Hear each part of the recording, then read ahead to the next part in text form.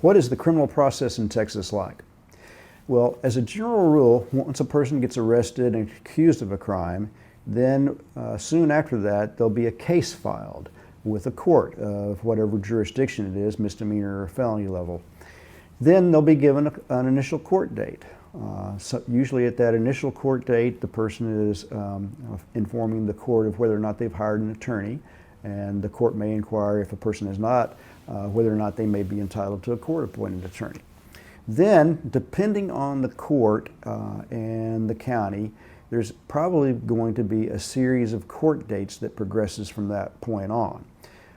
Many courts will have a progressive schedule of court dates that may involve a first court date where the prosecutor and the defense attorney get together and talk about what their positions are, and maybe are given an opportunity to negotiate and possibly reach a plea bargain. Then if they don't reach a plea bargain, then there may be another court date where the prosecution is responsible for turning over all the evidence they have at that point. Then there may be a court date where the judge inquires about what the status of the case is. Are the two parties going to reach an agreement, or do they need to set it for a jury trial?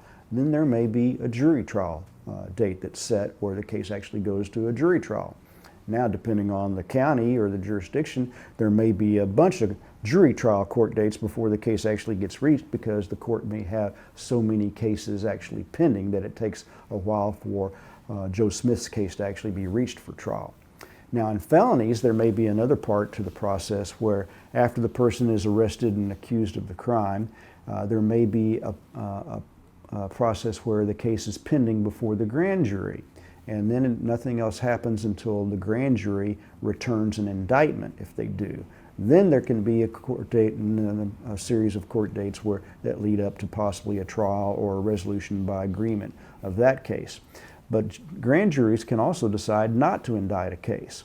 So we call the grand jury decision either a true bill or a no bill. So if they decide to indict, we call that a true bill. If they decide not to indict, that's a no bill.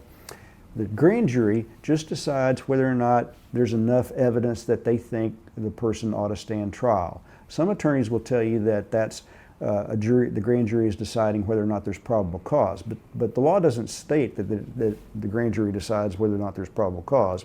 The grand jury just decides whether or not they think there's enough evidence that the person ought to stand trial. But they can also decide that they think there's not enough evidence, or even regardless of the evidence, they don't think the person should have to stand trial.